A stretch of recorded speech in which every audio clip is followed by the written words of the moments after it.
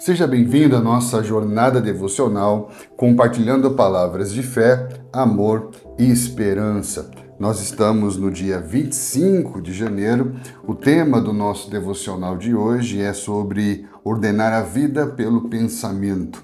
O nosso texto base está em Colossenses capítulo 3, versículo 2 e 3, que diz: Pensai nas coisas lá do alto, não nas que são aqui da terra, porque morrestes e a vossa vida está oculta juntamente com Cristo em Deus. Quando Paulo fala sobre pensar nas coisas que são do alto e não das coisas que são aqui da terra, a impressão que nós temos é que ele está nos dando uma instrução, que para ordenar a vida é preciso primeiro ordenar os nossos pensamentos. Porque se os nossos pensamentos são desordenados, a nossa vida é desorientada. E nós ordenamos os pensamentos quando redirecionamos a nossa mente para os pensamentos de Deus. A partir do momento que pensamos a partir da realidade do alto, desenvolvemos um padrão de vida mais elevado. Por quê?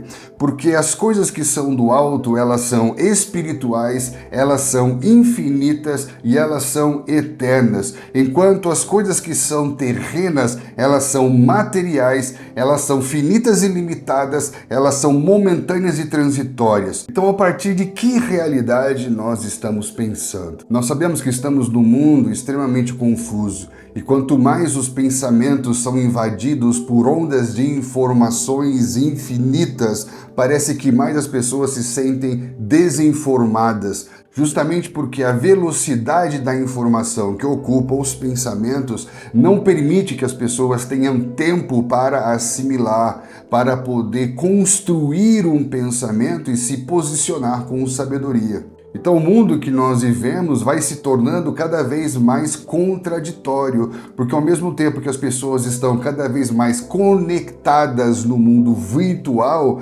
elas se veem desconectadas do mundo real. Além disso, essa velocidade da informação e a aceleração do pensamento vai desencadeando um fenômeno mortal de ansiedade. Em Mateus capítulo 6, Jesus é abordado por pessoas que estavam ansiosas por pensarem nas coisas que são terrenas. E ele vai responder dizendo que nenhuma preocupação terrena tem o poder de acrescentar tempo à vida, que transcendem aquilo que é finito, limitado. Isso significa que nenhuma preocupação pode estender a duração das nossas vidas, mas apenas diminuir a nossa qualidade de vida. Então Jesus está instruindo aquelas pessoas a redirecionarem o seu pensamento para que eles possam assim ordenar a sua vida. E é importante você entender que essa síndrome do pensamento acelerado não se torna problemática pelo fato de você pensar demais,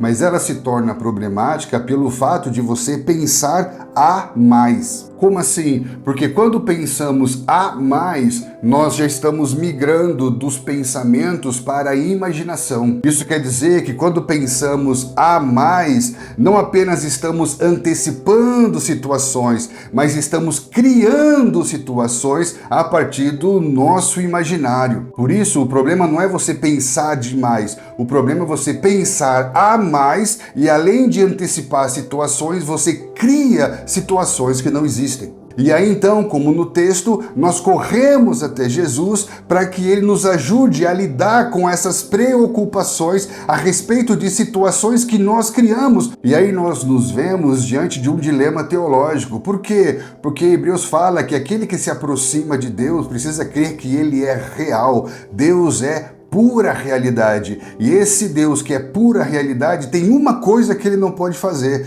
Deus que é real é incapaz de resolver problemas que não existem. Já parou para pensar quantas vezes colocamos diante de Deus situações que são fruto do nosso imaginário? As crises de ansiedade são reais, as sensações de sufocamento, de falta de ar são reais, mas isso não quer dizer que as situações que nos levaram a esse quadro são reais. Por isso que a forma como Jesus vai lidar com essa situação é muito parecido com a forma como muitos de nós lidamos com os nossos filhos quando eles estão em crise. Você chama eles para a realidade. Por isso que diante dessas preocupações a respeito de situações que são produto do nosso imaginário, Jesus chama a atenção deles para a realidade. Ele diz: ei, olhe para essa flor, ei, olhe para esse pássaro, está vendo? Eles são cuidados. Por quê? Porque Deus cuida deles, o seu Deus, o seu Pai sabe do que você precisa. Por isso que nós queremos te encorajar a ordenar a vida a partir do redirecionar o seu pensamento. E todos nós sabemos que o homem passou a ter que lidar com esse dilema a partir da queda. E o que aconteceu na queda? Na queda, o homem foi enganado. E eu quero comentar aqui com vocês como que nós podemos redirecionar os nossos pensamentos para Deus e não mais cairmos nas garras do engano. E eu quero chamar a tua atenção para o que nós vamos chamar de engano pela dissimulação da verdade. Isso significa que o homem não é enganado pela busca pelo que é errado, mas ele é enganado pela sua busca pelo que ele acredita ser certo, pelo que parece ser bom. Quando você vai ler as Escrituras, e principalmente Gênesis, você precisa entender o contexto em que essa palavra foi entregue. Essas palavras foram entregues a Moisés no Monte Sinai em Pentecostes, 50 dias depois de Páscoa. E essas palavras foram entregues a homens que foram libertos, a fim de ensiná-los como viver agora como homens livres. Deus estava entregando ao seu povo as diretrizes de um novo modelo social, uma nova matriz cultural, um modelo que seria levantado para testemunho a todas as nações da terra. A questão é que esse povo estava há 400 anos imerso dentro de uma cultura pagã. E essa cultura pagã era totalmente idólatra.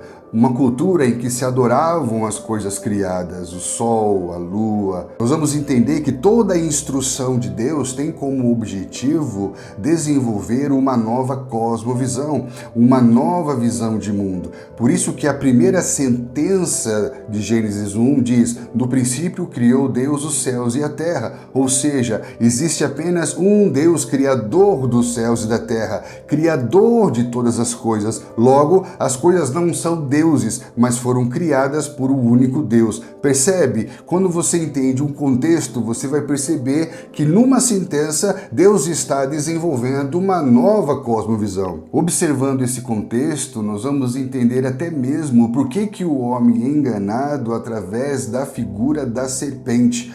Porque no contexto cultural do Antigo Oriente, a serpente era um símbolo de sabedoria, associada muitas vezes a divindades que eram guardiãs do conhecimento oculto. No mundo pagão da época, a serpente frequentemente simbolizava poder, sabedoria, proteção espiritual e mística, e não era vista como algo negativo. Até porque no Egito a serpente tinha uma representação de realeza. Assim também era na Mesopotâmia e outras culturas do Antigo Oriente Próximo. Agora imagina Moisés entregando uma palavra ao povo, dizendo que no princípio de tudo o homem foi enganado por uma serpente. Essa simbologia confronta toda a narrativa da serpente como um símbolo de sabedoria divina e mostra que por trás desse símbolo de sabedoria divina existe um enganador que promete conhecimento, mas na verdade traz ruína e destruição. Por isso que nós associamos o engano com a dissimulação da verdade. O que é isso? Dissimular significa ocultar a verdade, disfarçar a verdade, não deixar transparecer a verdade. Trata-se de fingir algo diferente do que realmente é. E foi exatamente isso o que a serpente fez. Nós vamos ver que as palavras de Deus entregues a Moisés vão desmistificar atacar a simbologia pagã, vão expor todos os deuses do Egito e vão mostrar de uma maneira clara o quanto eles são impotentes diante do Deus de Israel que se revelou a Moisés. E é interessante você pensar, Deus ministrou primeiro essa palavra a Moisés, porque Moisés, se sentindo amedrontado, se sentindo paralisado, o seu cajado se transforma numa serpente e ele pega a serpente e ela se torna de novo seu cajado. Isso fala de ter autoridade em Deus para governar a mente. A mesma coisa vai acontecer com Moisés diante do faraó e os magos do Egito. Olha como essa figura da serpente está tão presente dentro da cultura pagã em que o povo de Israel ficou imerso por 400 anos. E aí quando eles saem no Sinai, recebem as palavras de Deus, esse engano que levou o homem ao pecado original se dá por meio desse falso símbolo de sabedoria, de poder e de conhecimento. Para um povo que estava imerso dentro de uma cultura pagã, a serpente era o símbolo de algo bom. E isso confirma que o engano muitas vezes chega aos nossos pensamentos através daquilo que nos parecia bom. Por isso nós vamos ver que o engano que vem pela dissimulação da verdade, por ocultar a verdade, vai redirecionar o homem para si mesmo, gerando uma simulação de devoção, porque muitas vezes nós fazemos algo por acreditar que é bom, que é para o bem, mas na verdade tudo acaba sendo de novo sobre nós. E o problema é que o engano, ele promete algo que ele não tem condições de entregar. Veja bem, a serpente promete o que não entrega para que o homem não receba de quem pode lhe dar. E essa promessa mentirosa é a dissimulação da verdade. Só que a verdade é de Deus, a verdade é Deus. Então, ao se sujeitar ao engano, que é a promessa de uma verdade que não existe, no seu íntimo, o homem está em busca da verdade. E se o homem está em busca da verdade, o homem está em busca de Deus. Isso quer dizer que até mesmo quando o homem está em busca de algo que é engano, esse homem está em busca de algo de Deus. Por quê? Porque a serpente promete o que não entrega. Para quê? Para que você não receba de quem pode lhe dar. Porque somente em Deus encontramos tudo aquilo que nos completa. Por isso que para Satanás receber adoração,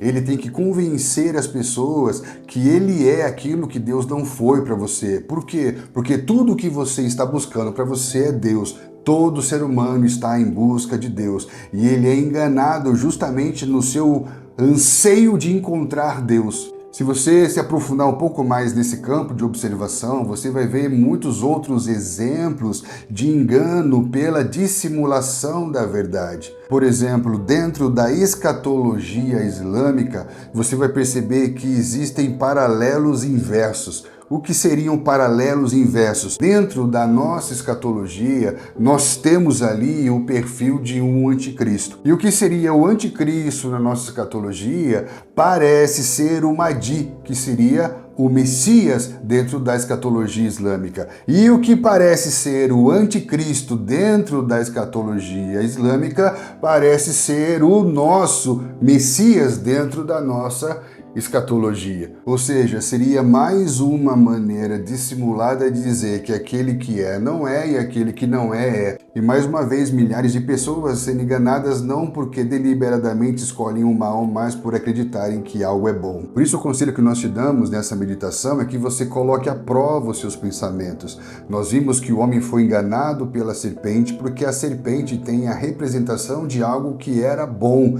Contudo, antes da serpente enganar o homem, ela testa o nível de comprometimento do homem com os pensamentos de Deus. E como que nós somos testados? Nós somos testados quando as nossas convicções são questionadas. Como que a serpente começa esse diálogo? Com afirmativas enganosas ou fazendo um questionamento que vai testar o nível de comprometimento com o que Deus falou com você? É assim que Deus disse: não comereis de toda a árvore do jardim? Ela primeiro testa o nível de comprometimento com o que ela ouviu de Deus. Quando a mulher responde à serpente e a serpente percebe que a mulher não coloca à prova os seus pensamentos, a serpente então diz: é certo que não morrereis. A serpente introduziu um pensamento contrário a Deus, levando a um desejo contrário a Deus, que levou a uma ação contrária a Deus. A queda não acontece aleatoriamente, não acontece por acaso. A queda foi pensada, a queda foi imaginada, a queda foi planejada, a queda foi executada, a queda foi sentida, a queda foi gostada. Tudo acontece a partir do redirecionar o pensamento para uma inclinação àquilo que é mal, com aparência de ser bom. Por isso precisamos colocar à prova todo pensamento. Precisamos redimir o ato de pensar, porque às vezes as pessoas nos procuram e dizem: eu não sou tão espiritual, eu sou mais racional. E isso é muito incoerente, porque você está me dizendo que um homem espiritual é um homem emocionado, como se ser racional não fosse ser espiritual. Mas o ato de pensar é que faz o homem ser espiritual. É a partir do ato de pensar que o homem compreende a imago Dei, o ser a imagem e a semelhança de Deus, o compreender Deus de forma pessoal. Então o ato de pensar é espiritual. Porque se a fé vem pelo ouvir a palavra de Deus, nós ouvimos as palavras de Deus por meio dos pensamentos. E à medida que pensamos os pensamentos de Deus, aumentamos o nosso nível de fé e o nosso nível de resposta. E o problema é que nós vamos reproduzindo esse modelo mental caído. Nós não pensamos a partir da realidade do céu, nós pensamos a partir das problemáticas terrenas. Quando você está diante do momento de crise, qual é o seu primeiro pensamento? Quando você está diante de uma dificuldade, qual é o seu primeiro pensamento? Nós temos uma tendência a sempre pensar o pior. Paulo, escrevendo aos Coríntios, 2 Coríntios capítulo 10,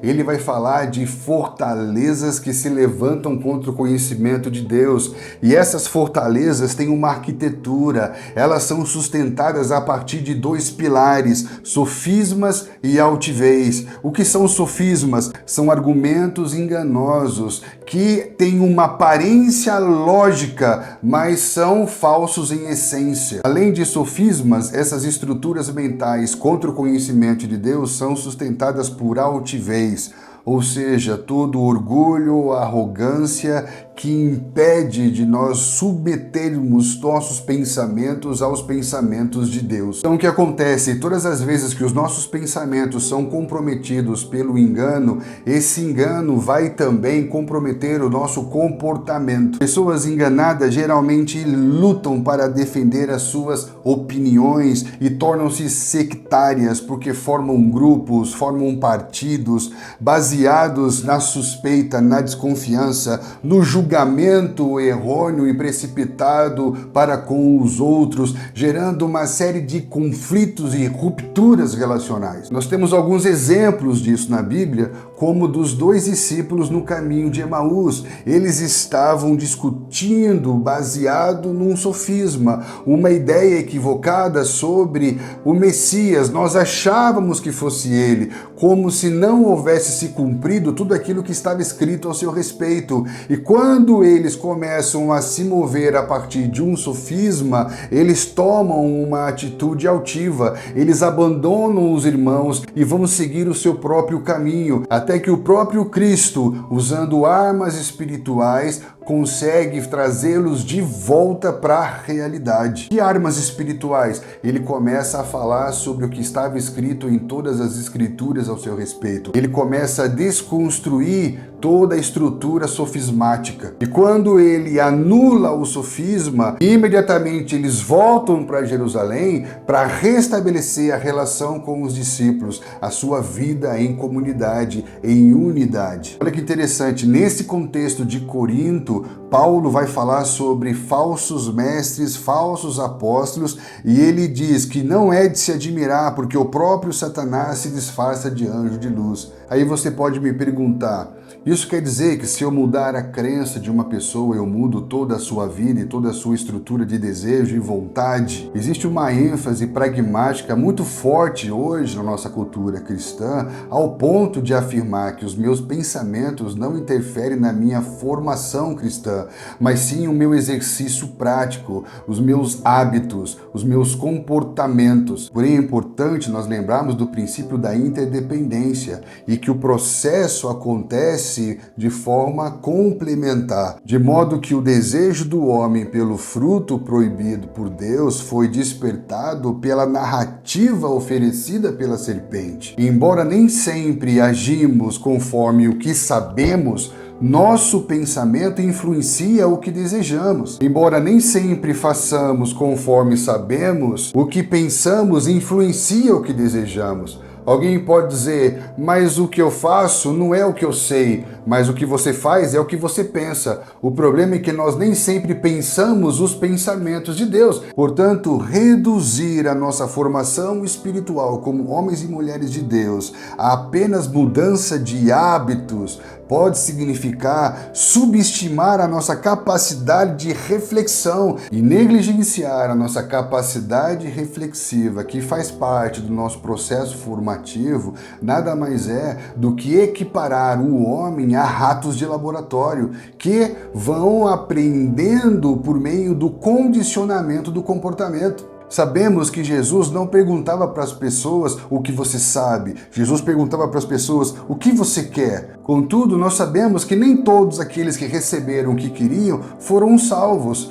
Por quê? Porque apenas aqueles que creram por meio da fé foram salvos. E a fé vem pelo ouvir, e o ouvir se dá pelo pensar os pensamentos de Deus. Para complementar esse pensamento, eu quero trazer aqui uma ideia de Nathan Douglas Wilson, quando ele vai falar sobre cristianismo encarnado. E o que é um cristianismo encarnado? É um cristianismo pensado. Ele vai dizer, se você pensa algo, então viva-o. Se você não vive o que você pensa, você não está pensando de verdade. Você é o que você faz. Olha só, ele traz essa ideia de algo prático, eu sou o que eu faço, mas ao mesmo tempo ele vai deixar claro que aquilo que eu faço é o que eu penso. Se eu não estou vivendo aquilo que eu penso, é porque eu não estou pensando de verdade aquilo. Então o que nós precisamos? Precisamos redirecionar os nossos pensamentos para que nós possamos reordenar a nossa vida. Concluindo a nossa meditação, quero que você guarde isso, que você pense sobre isso. Quando o homem não governa os seus pensamentos, ele é dominado pelos seus desejos. O ser humano foi criado para exercer domínio sobre a criação, mas esse domínio começa com o governo da mente. Quando não há governo sobre os próprios pensamentos, esse homem se torna escravo dos seus próprios desejos. Os seus desejos começam a controlar os seus pensamentos, ao invés dos seus pensamentos governarem os seus desejos. E quando os meus desejos, meus impulsos carnais dominam meus pensamentos, eu sou muito mais parecido com um animal do que com um ser humano, que tem como um atributo pensar, porque pensar é espiritual. Então, quando eu governo os meus pensamentos, eu protejo a minha estrutura de desejo de ser seduzida por qualquer tipo de engano. Um exemplo disso está em Gênesis capítulo 4, a partir do versículo 6, em que Deus advertiu Caim para que ele governasse os seus pensamentos, para que ele não fosse seduzido pela ira, para que ele não se comportasse pelo ímpeto. E o que aconteceu é que ele não governou os seus pensamentos e foi dominado pelo seu desejo. Seu desejo dominou o seu pensamento, ao invés dele governar os seus pensamentos para que não fosse dominado pelos seus desejos. Um outro exemplo disso também está em 2 Samuel capítulo 11, quando Davi, ao ver Betseba, não governou os seus pensamentos, permitindo que o seu desejo o dominasse. O resultado de ser dominado pelo desejo e não pelo pensamento é adultério, assassinato e uma série de consequências severas e mortais que sobreveio sobre a sua família e sobre o seu reino. Por isso que Romanos capítulo 1, versículo 21, vai dizer que o homem, depois da queda, se tornou nulo em seus próprios pensamentos e o seu coração se tornou obscurecido. A palavra usada ali para tornar-se nulo em seus pensamentos quer dizer fútil, sem valor, sem propósito, sem significado. E aí um homem que é nulo e vazio em seus pensamentos, ele se torna incapaz de produzir algo de valor eterno. Por isso que o conselho dessa meditação é: redirecione seus pensamentos para as coisas que são do alto e seja influenciado pelo Espírito de Deus e não pelo espírito do mundo, porque o espírito do mundo ensina como viver no mundo, mas o Espírito de Deus nos revela as profundezas de Deus e nos ensina a viver como homens e mulheres do reino de Deus. Lembre-se do que nós falamos de Moisés. Moisés teve que se posicionar nos campos de batalha da sua mente. Num primeiro momento, ele tem que vencer a serpente num contexto pessoal e individual, para que ali ele entenda que há uma autoridade concedida a ele para se posicionar diante dos enganos que estavam tentando impedi-lo de viver o propósito de Deus, tentando tirá-lo dos planos de Deus. No segundo momento, ele vai vencer a serpente no contexto de uma experiência pública, diante do faraó, num contexto sistêmico. E nesse momento, Deus demonstra o seu poder através de Moisés,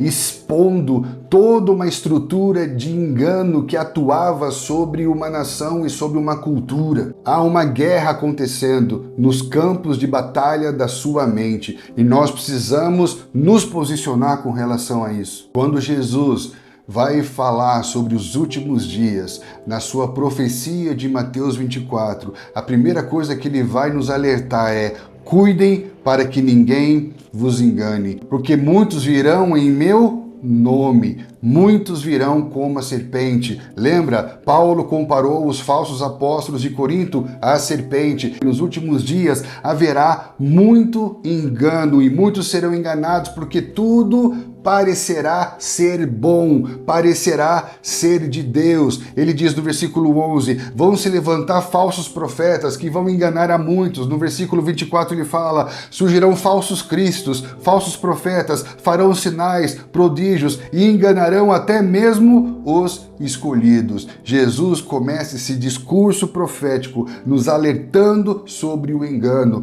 que nada mais é do que a dissimulação da verdade e uma simulação de realidade. Este é o grande sinal de alerta para as nossas vidas nesses dias, porque o engano não se apresenta de forma abertamente maligna, mas sutilmente boa e aparentemente verdadeira. A serpente não enganou Eva lhe oferecendo algo que fosse ruim, mas ela enganou Eva oferecendo algo que pareceu bom para se comer, pareceu bom para o entendimento. Então, muito cuidado. Deus nos criou para governar, mas para governar nós temos que aprender a sujeitar os nossos pensamentos a Deus. Se nós não governamos nossos pensamentos, nós nos tornamos dominados pelos nossos desejos. Que a sua mente e o seu coração seja guardado em Cristo Jesus. Pense sobre isso, medite sobre isso, ocupe os seus pensamentos com os pensamentos de Deus, porque pensar é espiritual. Espero você aqui no nosso próximo devocional. Que Deus te abençoe.